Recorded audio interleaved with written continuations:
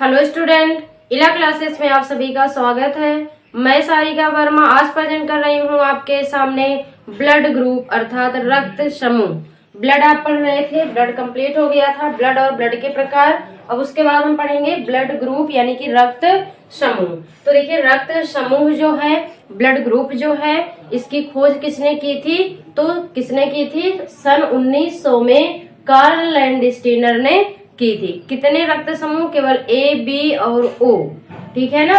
सन 1900 में Karl Landsteiner ने ए, B, ओ रक्त समूह की खोज की थी और 1902 में इन्होंने बताया कि जो मनुष्य होते हैं सभी मनुष्यों में रक्त समूह अलग अलग होता है। उसके बाद फिर ए बी रुधिर वर्ग की खोज किसने की?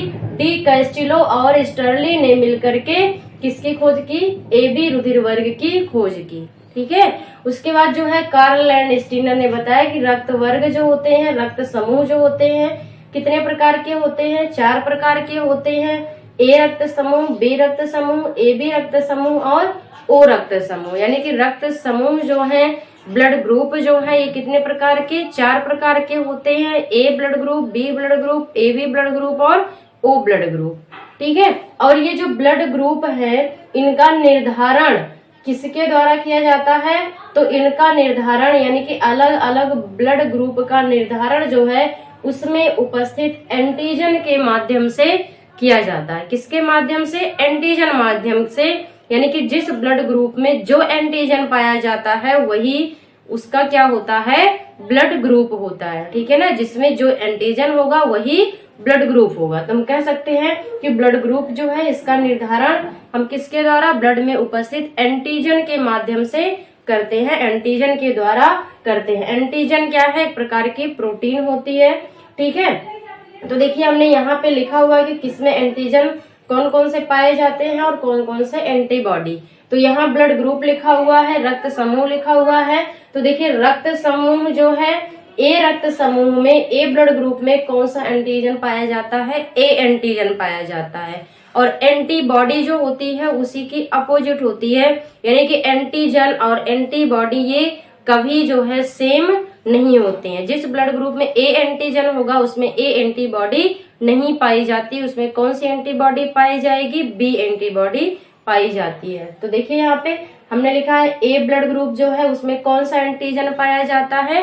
A antigen. या इस तरीके से भी हम कह सकते हैं कि जिस ब्लड ग्रुप में ए एंटीजन पाया जाता है वो कैसा ब्लड ग्रुप होता है? वो ब्लड ग्रुप ए होता है। जिस ब्लड ग्रुप में ए एंटीजन होगा वो ब्लड ग्रुप कैसा होगा? ए होगा, ठीक है। और उसमें एंटीबॉडी कैसी पाई जाएगी? बी एंटीबॉडी पाई जाएगी। एंटीजन को हम जो है ए और बी से डिनोट करते हैं, कैपिटल ए और कैपिटल बी से। एंटीबॉडी जो है, एंटीबॉडी को हम स्मॉल ए और स्मॉल बी से डिनोट करते हैं, ठीक है। तो ए ब्लड ग्रुप जो है उसमें ए एंटीजन होगा और एंटीबॉडी क्या होगी? B antibody. सेम आप यही याद रखिए, कंफ्यूजन कभी नहीं होगा किसमें कौन सा एंटीजन एंटीबॉडी। जो एंटीजन वही ब्लड ग्रुप, ठीक है। या हम इस तरीके से भी कह सकते हैं कि जो ब्लड ग्रुप होगा वही एंटीजन होगा। ए ब्लड ग्रुप है तो उसमें एंटीजन कैसा होगा? ए होगा। और एंटीबॉडी उसी का उल्टा हो जाएगा, बी हो जाएगा, ठीक है। अगर ब्लड ग्रुप बी है तो उसमें एंटीजन कैसा होगा? बी होगा। ब्लड ग्रुप बी है तो एंटीजन भी क्या होगा? बी होगा। और एंटीबॉडी क्या हो जाएगी? ए हो जाएगी। क्योंकि आप जानते हैं एंटीजन और एंटीबॉडी ये दोनों जो है समान नहीं होंगे कभी भी। फिर जो है ब्लड ग्रुप ए बी है तो ए बी ब्लड ग्रुप है। यानी कि इसमें ए एंटीजन और बी एंटीजन दोनों होगा, इसीलिए इसका नाम ए बी ब्लड ग्रुप पड़ा है। तो ए बी ब्लड ग्रुप जो है इसमें दोनों एंटीजन पाए जाएंगे, ए एंटीजन और बी एंटीजन दोनों।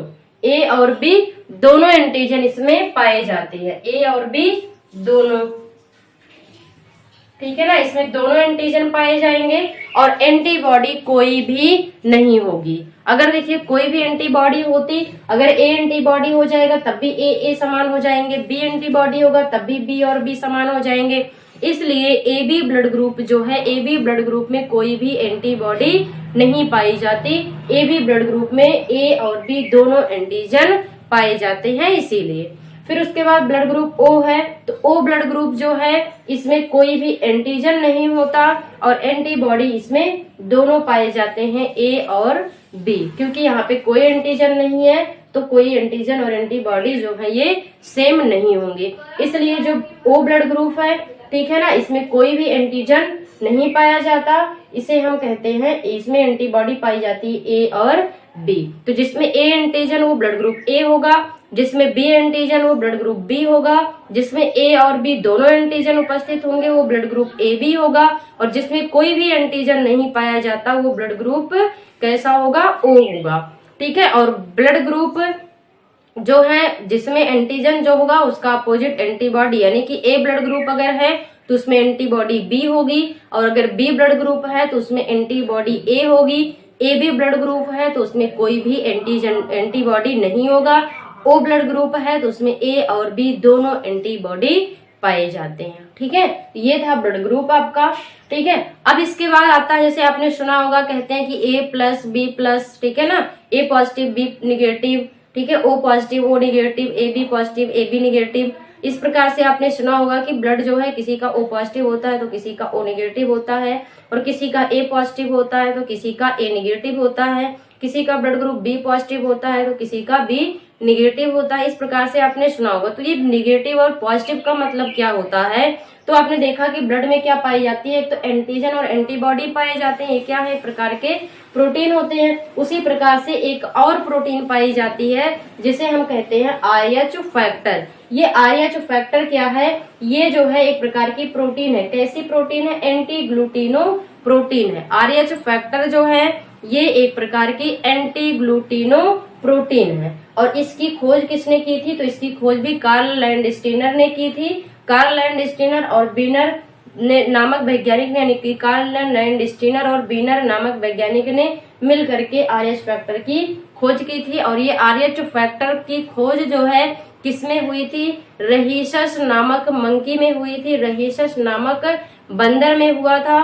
तो रहीसस नामक बंदर में ये RH यानी कि इस प्रोटीन की खोज हुई थी, एंटी ग्लूटिनो प्रोटीन की। इसी के नाम पर इसका नाम रख दिया गया RH फैक्टर, क्योंकि ये रहीसस नामक बंदर में खोजा गया था। ठीक है, रहीसस नामक बंदर में पाया गया था।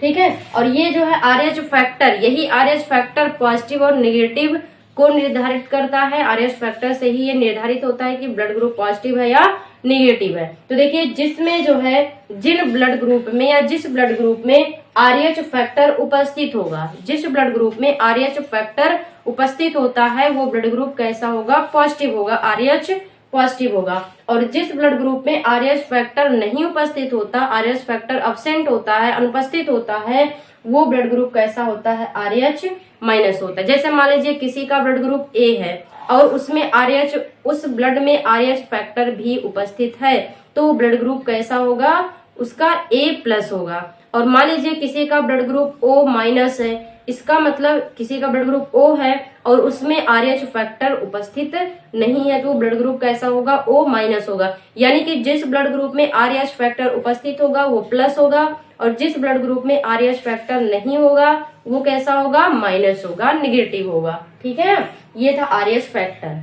इसके बाद हम देखेंगे कि कौन जो है, हम जानते हैं, ये आपने सुना भी होगा, पढ़ा भी होगा, और आप जानते भी हैं कि AB ब्लड ग्रुप जो है इसे हम क्या कहते हैं, यूनिवर्सल एक्सेप्टर कहते हैं। यानी कि ये कैसा होता है, सर्वग्राही होता है। और O जो है ये कैसा होता है, यूनिवर्सल डोनर होता है। यानी कि O जो है ये सर्वदाता होता है। ठीक है, तो फिर हम देखेंगे कि कौन सा ब्लड ग्रुप जो है किससे ब्लड ले सकता है, और कौन सा ब्लड ग्रुप जो है किसे ब्लड दे सकता है। ठीक है ना, तो देखिए यहाँ पे हमने बनाया हुआ एक चार्ट।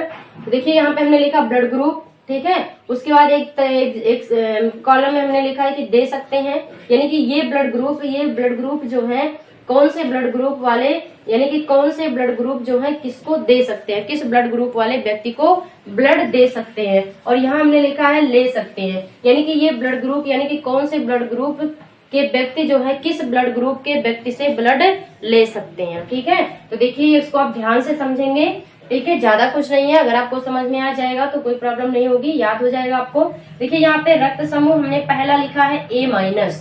A माइनस का मतलब इसमें RH फैक्टर नहीं है। A माइनस का अगर माइनस है तो इसका मतलब RH फैक्टर उपस्थित नहीं है, RH फैक्टर अब्सेंट है। और अगर प्लस है तो इसका मतलब RH फैक्टर प्रेजेंट है, उपस्थित है। तो यहाँ पे हमने लिखा पहले ए माइनस। अब देखिए ए माइनस ब्लड ग्रुप जो है ये किसको किसको ब्लड दे सकता है। ए माइनस ब्लड ग्रुप जो है ये किसको किसको ब्लड दे सकता है।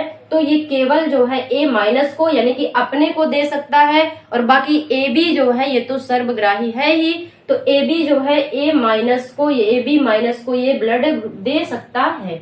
ठीक है, ये ब्लड जो है ए माइनस जो है ये किसको, ए माइनस को और ए बी माइनस को ब्लड दे सकता है। यानी कि केवल ये माइनस वाले को, अपने माइनस को यानी कि ए जो है ए माइनस को देगा और ए बी माइनस को दे सकता है, और किसी को ब्लड दे नहीं सकता। जिसका ब्लड ग्रुप ए होगा, ए माइनस होगा, वो केवल किसे दे सकेगा, जिसका ब्लड ग्रुप ए माइनस होगा उसे दे सकेगा, या तो जिसका blood group A B minus होगा उसे दे सकेगा। ये केवल दो है, ये ए यानी कि ए माइनस जो है ये केवल दो ग्रुप वाले जो है व्यक्ति को ब्लड दे सकता है। ले किससे सकता है, तो ये ए माइनस जो है केवल ए माइनस से ले सकता है, यानी कि अपने से समान को दे सकता है, अपने से समान से ले सकता है। ठीक है ना, अपने बराबर के व्यक्ति को दे सकता है और अपने बराबर के व्यक्ति से ले सकता है। इस तरीके से आप याद रख लेंगे। यानी कि ए माइनस जो है ये ए माइनस को दे भी सकता है और ए माइनस से ले भी सकता है, और ये ए बी माइनस को भी दे सकता है, और जो है ए बी माइनस से ये ले नहीं सकता। ठीक है ना, ये किससे लेगा, ओ माइनस से ले सकता है। ठीक है, आप जानते हैं कि ओ जो होते हैं वो सर्वदाता होते हैं, ए बी जो है वो सर्वग्राही होते हैं। तो ए बी जो है ग्रहण तो लेने के लिए सबसे ले लेंगे, लेकिन देने को किसी को भी नहीं दे सकते। ठीक है, और ये आपका ए माइनस जो है ये ए माइनस से ले सकता है और ओ माइनस से भी ले सकता है। ठीक है, तो ये सिंपल सा है, ए माइनस है तो वो ए माइनस को देगा और ए बी माइनस को देगा। किससे लेगा, ए माइनस से लेगा और ओ माइनस से लेगा। ठीक है, फिर ए प्लस है। ए प्लस का मतलब ऐसा ब्लड ग्रुप जिसमें आरएच फैक्टर उपस्थित है। ठीक है ना, ए प्लस है इसका मतलब इसमें आरएच फैक्टर क्या है, उपस्थित है।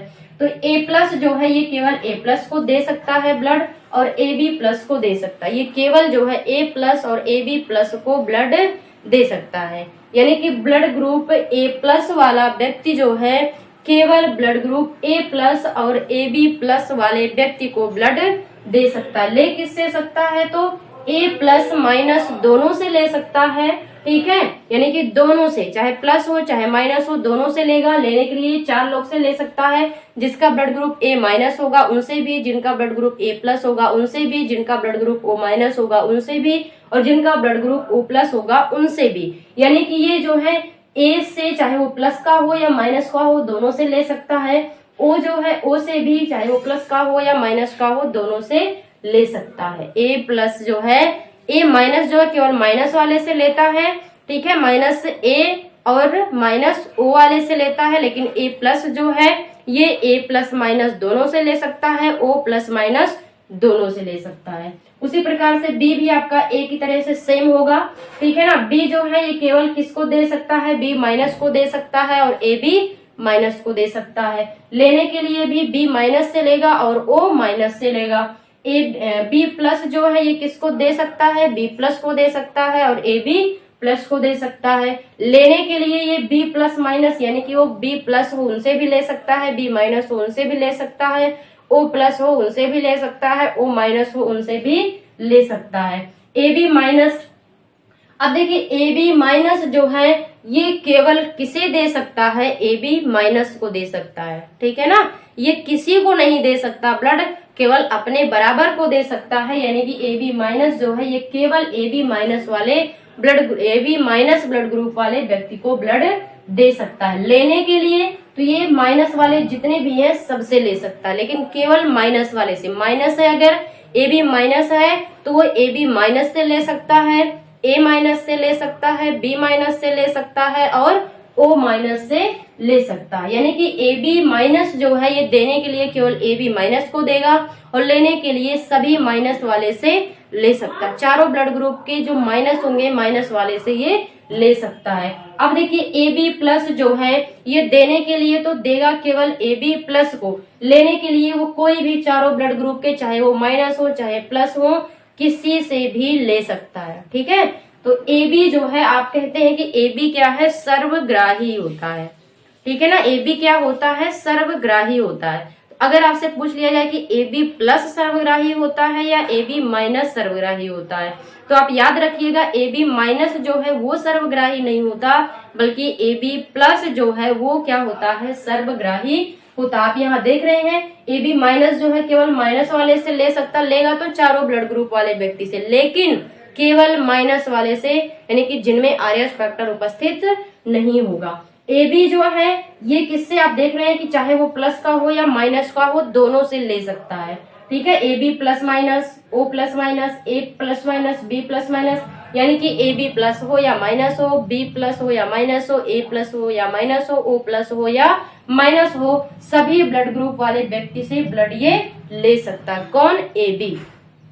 उसके बाद ओ माइनस देखिए, तो ओ माइनस जो है, जैसे आपने देखा कि ए बी जो है इसको हम सर्वग्राही कहते हैं। ए बी में कौन सर्वग्राही होता है, जो ए बी प्लस होता है। उसी का उल्टा ओ माइनस जो होता है वो क्या होता है, सर्वदाता होता है। ओ प्लस सर्वदाता नहीं होता। देखिए ओ माइनस जो है ये सबको ब्लड दे सकता है, सर्वदाता ये सबको दे सकता है, चाहे वो प्लस का हो या माइनस का हो। ए प्लस माइनस हो, B plus minus, A B plus minus, O plus minus, यानी कि ये सबको ब्लड दे सकता है, चाहे वो प्लस का हो या माइनस का हो, ये सबको ब्लड दे सकता है। लेकिन लेने के लिए ये किसी से भी ब्लड नहीं ले सकता, केवल अपने बराबर से ब्लड लेगा, केवल ओ माइनस से ब्लड ले सकता है। ओ बी, ओ प्लस जो है ये आप देख रहे हैं कि सबसे ब्लड ले सकता है, लेकिन केवल प्लस वालों से लेगा, माइनस वालों से नहीं ले सकता है।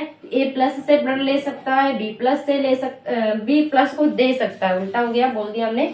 ठीक है, ओ प्लस जो है ये सबको ब्लड दे सकता है, लेकिन केवल प्लस वाले को, ए ओ जो है ए किसको, ए प्लस को भी ब्लड दे सकता है, बी प्लस वाले को भी दे सकता है, ए बी प्लस को भी दे सकता है और ओ प्लस को भी दे सकता है, लेकिन ले सकता है केवल ओ प्लस से। ठीक है, तो ये हमने बताया कि कौन से ब्लड ग्रुप किस ब्लड ग्रुप को ब्लड दे सकते हैं और किस ब्लड ग्रुप से ब्लड ले सकते हैं। ठीक है ना, इसको आप याद रख लेंगे। यानी कि ये वाला जो है इनसे इनसे इनको दे सकता है और इनसे इनसे ले सकता है, यही हमने लिखा है। जैसे ए माइनस जो है ये किसको दे सकता है, ए माइनस को ए बी माइनस को दे सकता है, लेगा किससे, ए माइनस और ओ माइनस से ले सकता है। बी माइनस जो है ये बी माइनस जो है बी माइनस और ए बी माइनस को दे सकता है, बी माइनस और ओ माइनस से ले सकता है। ठीक है, जैसे यहाँ पे ए बी प्लस जो है ये ए बी प्लस को दे सकता है, ए बी प्लस माइनस यानी कि जितने भी माइनस हैं सभी से ये ब्लड ले सकता है, चारों ब्लड ग्रुप के सभी से, प्लस हो या माइनस हो सभी से ये ब्लड ले सकता है। उसी प्रकार से ओ माइनस जो है ये सभी को ब्लड दे सकता है, चारों ब्लड ग्रुप वाले व्यक्ति को, चाहे वो प्लस हो या माइनस हो सभी को ब्लड दे सकता है, लेकिन लेगा केवल अपने समान यानी कि ओ माइनस वाले व्यक्ति से ही ब्लड ले सकता है। ओ प्लस जो है ये भी जो है जितने प्लस वाले हैं चारों ब्लड ग्रुप वालों को, यानी कि चारों ब्लड ग्रुप वाले व्यक्ति को ब्लड दे सकता है, लेकिन केवल प्लस वाले ब्लड ग्रुप वाले व्यक्ति को दे सकता है। लेगा किससे, ये भी केवल प्लस यानी कि ओ प्लस वाले व्यक्ति से ब्लड ग्रुप यानी कि ब्लड ले सकता है। सर्वदाता देखिए हमने लिखा हुआ कि ओ माइनस होता है, ओ माइनस जो है ये क्या है, सर्वदाता है। और सर्वग्राही कौन है, ए बी प्लस सर्वग्राही है। ठीक है ना, ऐसे आप कहते हैं कि ओ क्या है, सर्वदाता है, ए बी सर्वग्राही है, लेकिन याद रख लीजिए ओ में कौन सा, ओ माइनस जो है वो सर्वदाता है और ए बी प्लस जो है वो क्या है, सर्वग्राही है। और ये जो ओ माइनस ब्लड ग्रुप है ये विश्व में लगभग 4% लोगों में पाया जाता है। ओ माइनस ब्लड ग्रुप जो है ये विश्व में लगभग जो है 4% लोगों में पाया जाता है। ठीक है, तो ये था आपका ब्लड ग्रुप, इसका स्क्रीनशॉट लीजिए आप जल्दी से। इसके बाद हम चलते हैं अगले टॉपिक पर जो है आपका ब्लड वेसल्स यानी कि रक्त वाहिनियां। ले लिए होंगे आप स्क्रीनशॉट। अब हम देख लेते हैं ब्लड के बाद आपने दूसरा टॉपिक लिखा था रक्त वाहिनियां, ब्लड वेसल्स।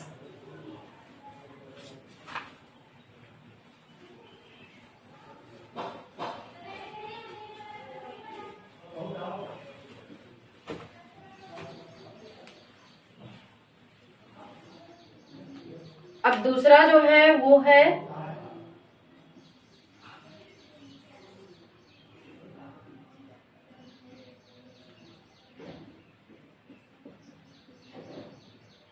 रक्त वाहिनियां।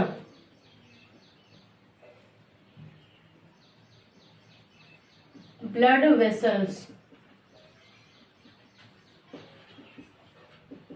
तो ये रक्त वाहिनियां जो हैं, ब्लड वेसल्स जो हैं, ये क्या होती हैं? तो हम जानते हैं कि हमारे शरीर में जो है, हमारे शरीर में रक्त जो है बहुत सी किसके द्वारा, बहुत सारी जो है वाहिनियों या नलियों के माध्यम से प्रवाहित होता है। ठीक है, हम लिख लेंगे कि हमारे शरीर में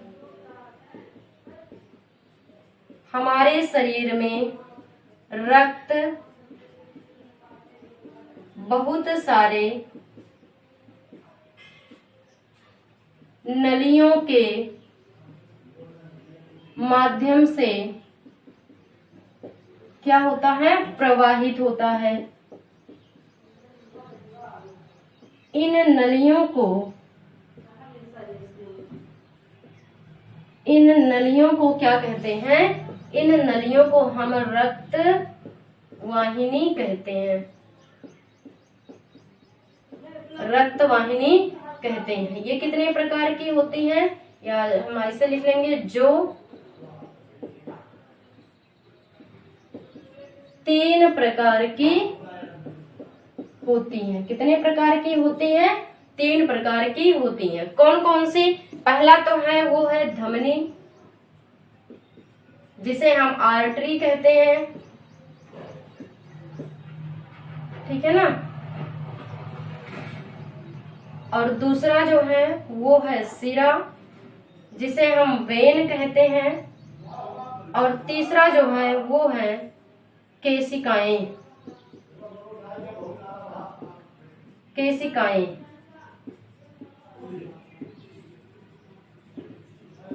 कैपिलरीज। ठीक है ना। ये 3 होते हैं, धमनी, सिरा और रक्त केशिकाएं, यानी कि जो है ब्लड कैपिलरीज।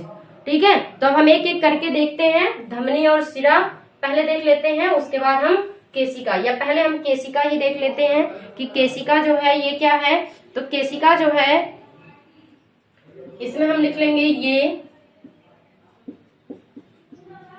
बहुत पतली क्या होती हैं, रक्त वाहिनियां।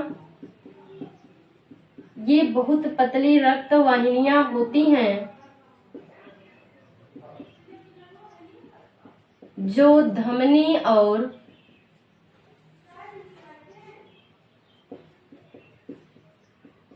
धमनियों और किसको, सिराओं को, जो धमनियों और सिराओं को जोड़ती हैं। ठीक है ना। ये केशिकाएं जो होती हैं ये बहुत पतली पतली वाहिनियां होती हैं, और ये जो है धमनियों और सिराओं को क्या करती हैं, जोड़ती हैं। धमनियों और सिराओं को क्या करती हैं, जोड़ती हैं। ठीक है, इन्हीं के माध्यम से या केशिकाओं के द्वारा ही, या इस तरीके से हम लिख सकते हैं कि केशिकाओं के द्वारा ही या इन्हीं के माध्यम से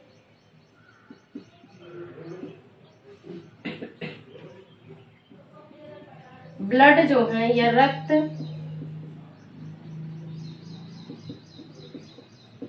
हमारे शरीर की विभिन्न ऊतकों और कोशिकाओं तक पहुंचती हैं।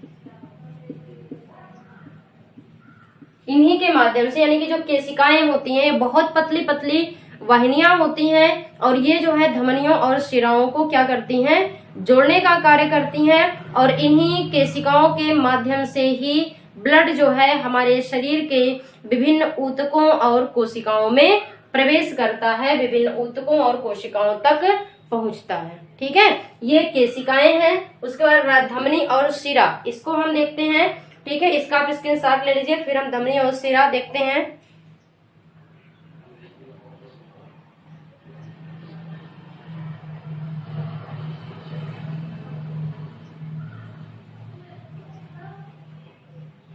हो गया, ये स्क्रीनशॉट हो गया होगा। अब हम देखते हैं धमनी और शिरा। तो यहाँ पे हम इस तरीके से लिख लेते हैं, एक तरफ हम धमनी लिख लेते हैं आर्टरी, और एक तरफ हम लिख लेते हैं सिरा या वेन। ठीक है, इसी को हम नसें भी कहते हैं, नसें या नस। ठीक है, तो देखते हैं हम। तो अब देखिए यहाँ पे पॉइंट वाइज हम लिखते हैं। धमनी जो है, धमनी में आप यहाँ पे लिख लेंगे कि धमनी में, इसमें जो है ऑक्सीजन, ऑक्सीजन युक्त यानी कि शुद्ध ऑक्सीजन युक्त रक्त का क्या होता है, प्रवाह होता है। इसमें जो है ऑक्सीजन युक्त, या हम कह सकते हैं कि शुद्ध रक्त का प्रवाह होता है। लेकिन इसमें जो है, इसमें किसका, इसमें अशुद्ध रक्त का प्रवाह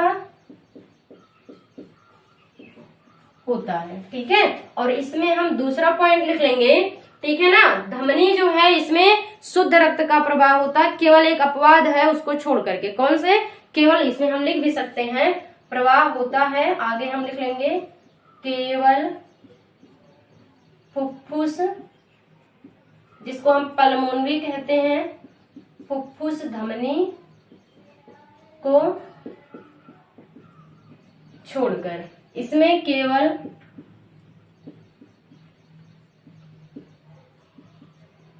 फुफ्फुस सिरा को छोड़कर, ये इसके अपवाद है। ठीक है ना, ये कैसे है आपको जब हार्ट पढ़ाएंगे तब समझ में आएगा। दूसरा पॉइंट हम इसमें लिख लेंगे कि ये जो धमनी होती हैं, ये ब्लड को कहां से कहां तक प्रवाहित करती हैं। तो धमनियां जो होती हैं ये हमारे ब्लड को हृदय से अंगों की ओर ले जाती हैं। ब्लडियां जो, ये जो है हमेशा, धमनी जो है हमेशा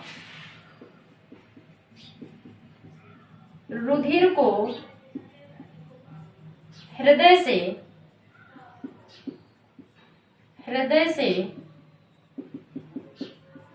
अंगों तक ले जाती हैं। ये जो है हमेशा रुधिर को हृदय से अंगों तक ले जाती हैं। और ये जो है, ये रुधिर को क्या करती हैं, अंगों से हृदय तक ले आती हैं।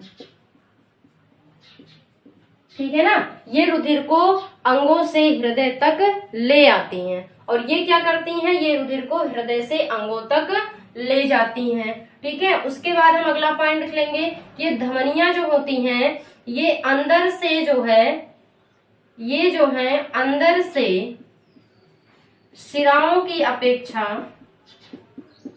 अंदर से सिराओं की अपेक्षा कैसी होती हैं, कम चौड़ी होती हैं। ये जो है कम चौड़ी होती हैं। धमनियां जो है अंदर से सिराओं की अपेक्षा कम चौड़ी होती हैं। ठीक है ना, और ये जो है अंदर से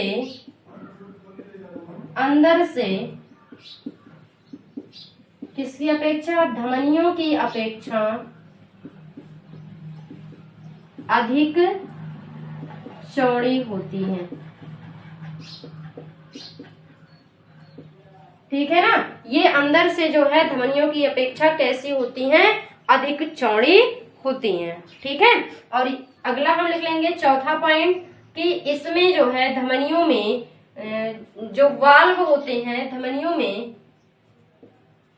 वाल्व नहीं पाए जाते। ठीक है ना, वाल्व नहीं पाए जाते हैं। और इसमें जो है वाल्व पाए जाते हैं, इसमें वाल्व वाल्व हमको हम कपाट भी कह सकते हैं। जो धमनियां होती हैं, धमनियों में जो है वाल्व नहीं पाए जाते, और जो सिराएं होती हैं, सिराओं में जो है वाल्व पाई जाती हैं। ठीक है ना, और इसके बाद अगला पॉइंट हम लिखेंगे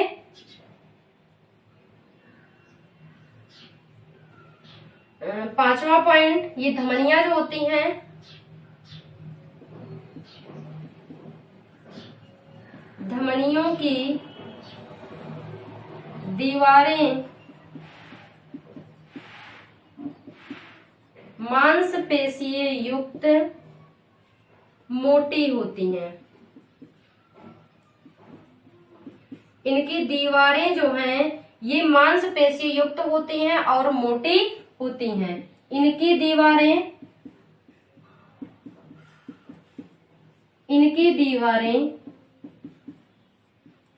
पतली होती हैं और मांसपेशियां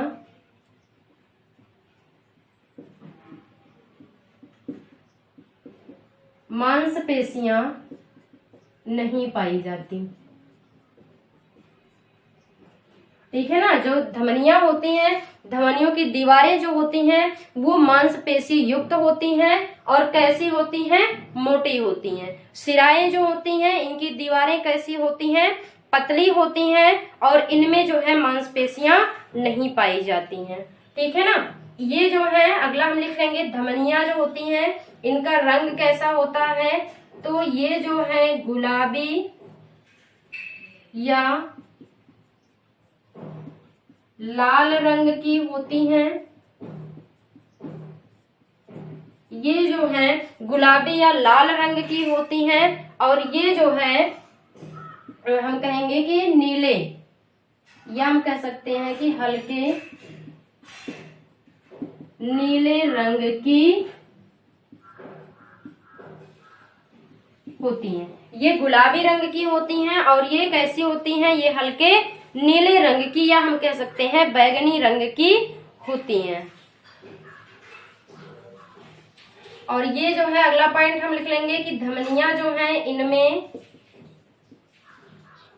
रक्त का प्रवाह बहुत तेजी से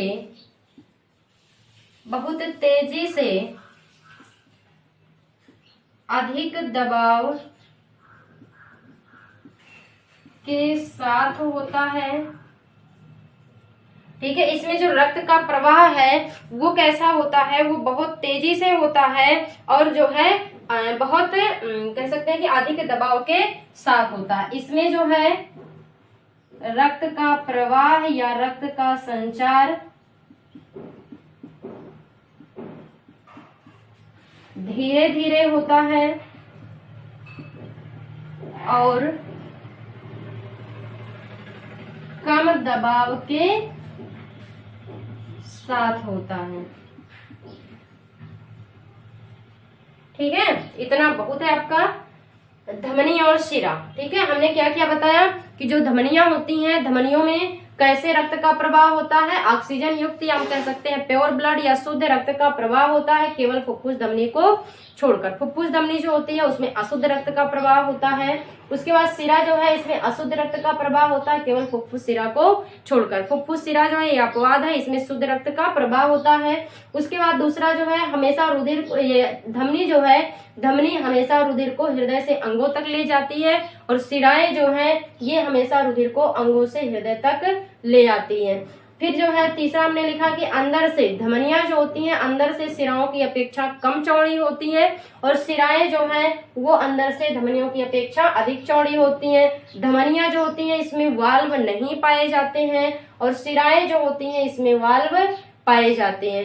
धमनियां जो होती हैं धमनियों की दीवारें जो होती हैं वो मांसपेशी युक्त होती हैं और मोटी होती हैं। ठीक है। और इनके दीवारें जो है ये कैसी होती हैं? पतली होती हैं और मांसपेशियां नहीं पाई जाती। रंग धमनियों का कैसा होता है? गुलाबी या लाल रंग होता है। जो शिराएं होती हैं इनका रंग कैसा होता है? हल्का नीला होता है या हम कह सकते हैं बैगनी होता है। ठीक है। और हमने लिखा कि इनमें रक्त का प्रवाह बहुत तेजी से अधिक दबाव के साथ होता है, यानी कि जो धमनियां होती हैं धमनियों में रक्त का प्रवाह बहुत तेजी से होता है। क्यों? क्योंकि इसमें कोई भी वाल्व नहीं पाई जाती। ठीक है। अगर पूछा जाए कि धमनियों में रक्त का प्रवाह बहुत तेजी से क्यों होता है तो आप बताएंगे इसमें वाल्व नहीं पाई जाती। इसकी दीवारें जो होती हैं वो मांसपेशी युक्त होती है और मोटी होती है। क्यों? क्योंकि इसमें ब्लड का प्रवाह जो है बहुत अधिक प्रेशर के साथ होता है, बहुत अधिक दबाव के साथ होता है। इसमें जो है इनकी दीवारें पतली होती है मांसपेशी युक्त, यानी कि इसमें क्या है कि रक्त का प्रवाह धीरे धीरे होता है। रक्त का प्रवाह धीरे धीरे क्यों होता है शिराओं में? क्योंकि इनमें वाल्व यानी कि कपाट पाए जाते हैं। और इसमें जो है रक्त का बहाव जो है, रक्त का संचार जो है, रक्त का प्रवाह जो है वो कम दबाव के साथ होता है, इसीलिए इनकी दीवारें जो है वो कैसी होती हैं, पतली होती हैं। ठीक है, ये थे आपके पूरा जो है ब्लड और ब्लड वेसल्स।